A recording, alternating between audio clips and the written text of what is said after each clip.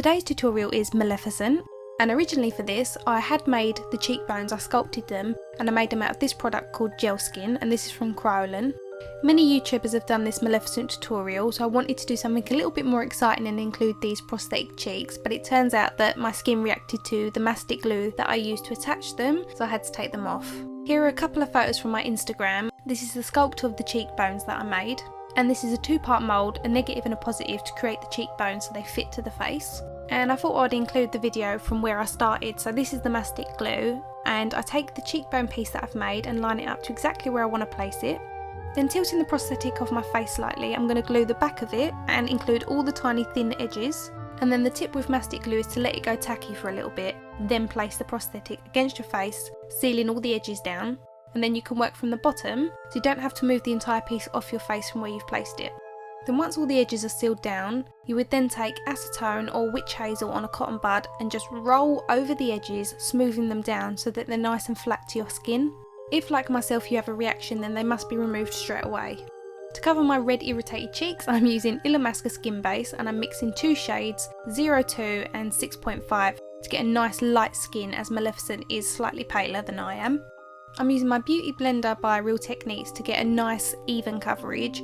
If you're going to be recreating this look for Halloween or a fancy dress, then remember to take this paler colour all down your neck and maybe even over your hands, just anywhere that skin's visible.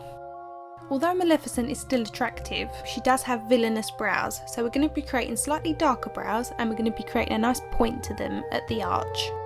So I'm starting by applying the powder at the top half of the brow, and I'm creating that nice triangular shape. And then at the tail of the brow, I'm pulling it down from the arch, down in a straight line. And that's going to create a more severe appearance. Angelina Jolie's brows are pretty natural in the film, although you can see that the arch has been emphasised, so we're not going to go too dark at the front of the brow. I'm going to fill it in with brown first, and then we're going to go in with a brush with a slightly lighter shade and just soften it off, and then use a spoolie just to comb through it all, and this will make the colour more uniformed from the front to the end. Once I completed the makeup, after I popped the contact lenses in, I decided the brows needed to be a little bit darker. To start the eyeshadow, I'm using the darkest brown in the Louise Essential Eyes palette, and on a fine flat brush I'm creating a winged shape at the corner of my eye. Once I mapped that shape out, I filled it in, and then using a blending brush I just worked it in small circular motions just to soften the colour. It's important not to change the shape that we've created, so we don't want to work in big circular motions, we just want to work in small ones over the exact area that we've applied that colour. Once that's softened and there's no harsh lines, go back in with a smaller brush just to reapply the colour, and then we're going to do the same process and blend it again. By doing this, we're creating depth and intensity. When you look at a lot of the close-up shots of Angelina, she's not wearing a ton of makeup, but we do want to replicate or mimic her eye shape, and we can only do this by changing our eye shape with the use of eyeshadow. Next, we're taking that same brown shadow underneath the lower lashes, and as you can see, I've started off by lining the wing again, and then taking that straight down underneath the lower lashes in one smooth line. And then using that same blending brush from earlier, we're just going to run that underneath along the line we've just created. On the mobile eyelid, we're going to be applying Wedge by MAC, and we're applying that halfway across the eyelid. On some of the photos of Angelina's makeup, she's got a slightly yellow tinge to her eyelid, which I don't want to add, but I do want to keep it slightly warm there, so this is a great colour for that. The crease of Angelina's socket is slightly different to mine, so I'm adding a darker eyeshadow here, again from the Louise palette, and we're taking that up at an angle from the middle of the eye up towards the brow, and this is just going to mimic the shape of Angelina's eyes.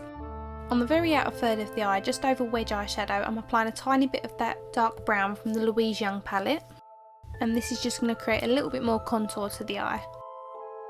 In keeping with mimicking Angelina's eye shape, we're going to apply some Vanilla by MAC, and this is just to that outer brow bone, and that's going to make that slightly more prominent. The eyeliner is a key part of replicating the eye shape of Angelina Jolie.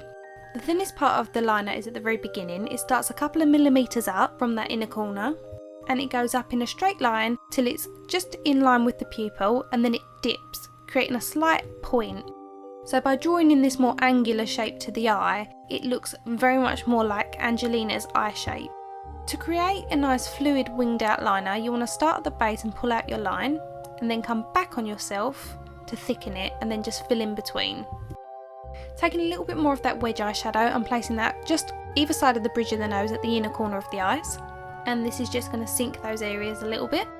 Now I'm going to start sculpting the face. I'm using Coffee Walnut Pro Sculpting Cream by MAC. And on my small foundation brush by Real Techniques, I'm taking that down the nose and I'm just rounding the very bottom of it. Then I decided I'd quickly put eyelashes on before I continue to sculpt the face. These are my Eldora sort of handmade ones that I kind of cut one on one and stuck them together. Angelina has really natural looking lashes in this film, but you can tell there's definitely something on there, so I thought I'd go for a natural finish at the beginning and then wing them out. And then I also decided once the lashes was on that I needed to darken that socket line and create more of an angular shape. I mixed the black and brown shades from earlier and just went in again and blended that, and as you can see it looks much more angular now.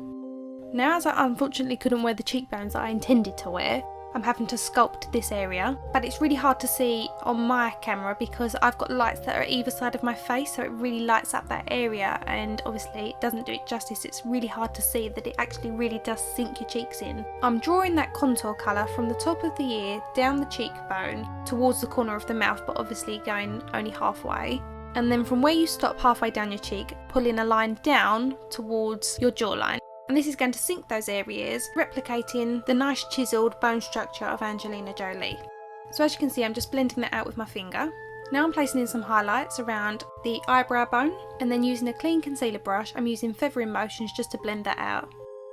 For the highlight, I'm using a lighter version of the foundation that I created earlier, and I'm also taking that across the top of the brow bone, then using the same technique with the concealer brush to feather that out. This is also a great way of cleaning up your brows and getting that really nice sharp effect to them.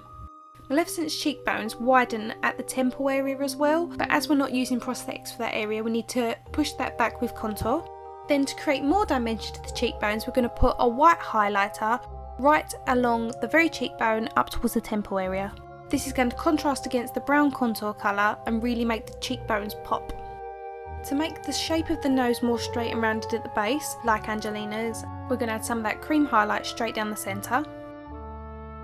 To set that contour and just deepen it ever so slightly, we're using the dark brown from the Louise Young palette again, and I'm just going over that nice straight line and then blending it down slightly, and this is just really going to cut into the cheekbone and in the flesh make it look really, really sunken. Be sure to blend it downwards really well so it looks like a nice shadow.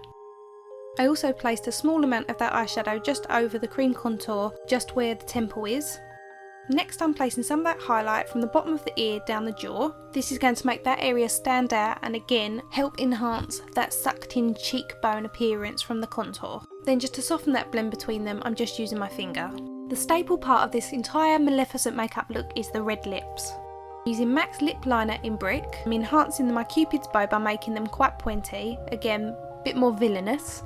And I'm taking care to line them so they are pristine and very precise. Remember to always line your lips right to the very corners, and if you make a mistake you can always use concealer just to clean up. MAC do a Maleficent red lipstick, but I didn't actually use that one for this. I used a Rimmel one. I will put the name of it in the description bar below.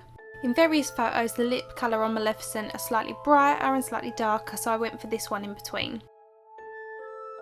So I went in and popped the contact lenses in after this, so I took a couple of photos on my phone just to show you what it looked like with my hair down, so it does look quite Angelina Jolie-esque.